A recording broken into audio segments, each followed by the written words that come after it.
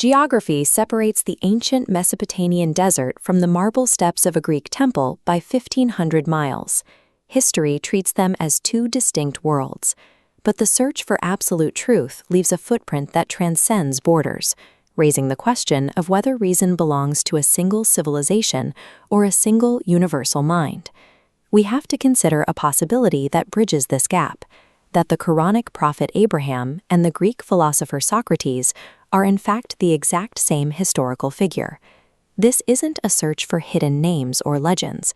We are testing this hypothesis by mapping their shared progression, moving from the darkness of a society built on inherited myths toward the clear light of intellectual certainty. If the architecture of their logic is identical, it suggests that the foundations of Western philosophy and Eastern monotheism were born in a single unified awakening. Both figures share a remarkably specific origin. Socrates' father, Sophroniscus, was a sculptor who carved the gods that sat in Greek temples. Abraham's father, Azar, was a renowned craftsman who manufactured the idols worshipped in the city of Ur. Both men grew up watching the divine emerge from raw blocks of stone and wood. This created a logical crisis. They couldn't reconcile the idea of an absolute eternal truth with objects they saw being hammered into existence by human hands. In the Qur'an, Abraham's people justify their worship by saying, "We found our fathers doing so." They are the living embodiment of Plato's Allegory of the cave, a crowd of prisoners so comfortable with inherited shadows that they treat the person offering real light as a threat to their survival. A society that manufactures its own gods is trapped in a specific kind of intellectual darkness.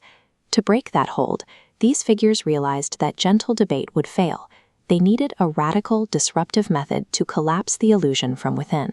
To find a reality that wasn't man-made, both men turned their focus toward the heavens. They sought a truth that existed before the sculptor and would remain after the temple crumbled. Plato records that Socrates once stood perfectly still in a military camp, gazing at the sky for an entire night, lost in a state of uninterrupted contemplation until the sun rose. Abraham follows this exact logical sequence. He observes a star, then the moon, and finally the sun. With each observation, he applies a rule. Whatever sets or disappears is subject to change, and anything subject to change cannot be the absolute source of existence. This sun on the horizon represents the final stage of their journey. In the Republic, Socrates describes the sun as the ultimate source of intellectual light. Abraham reaches the same conclusion, turning his face away from celestial bodies toward the singular creator who authored the entire system. By treating the night sky as a laboratory for logic, they isolated a single fact. The ultimate reality is unchangeable and entirely beyond human control. When they returned to the city, neither man preached a new set of rules. Instead, they weaponized the question. They used the public square to expose the cracks in the ideas everyone else took for granted. This is maieutic in Greek and hujja in the Qur'an. It is a dialectical trap.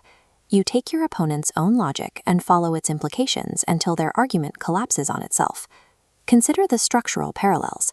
Socrates uses the concept of Zeus, the chief god, to show that lesser, competing gods cannot be absolute. Abraham does the same.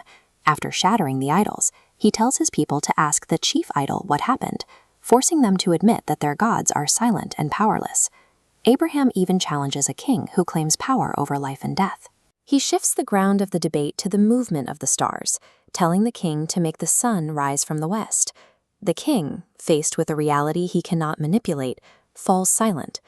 This dialectic was designed to produce a specific internal crisis. It forces the individual to confront their own contradictions until the truth becomes unavoidable.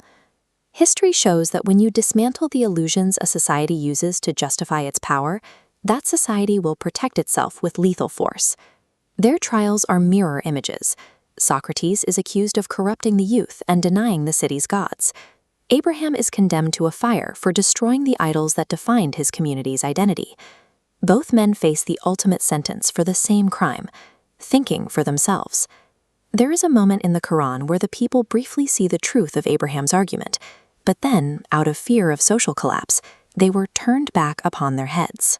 They chose the safety of the old myths over the weight of the new reality. Both trials prove that seeing the truth is only the first step. The final test is the willingness to face destruction rather than crawl back into the darkness of the cave. Neither man ever wrote a single word. How then did their ideas survive for thousands of years? They both relied on a faithful carrier. Socrates had Plato.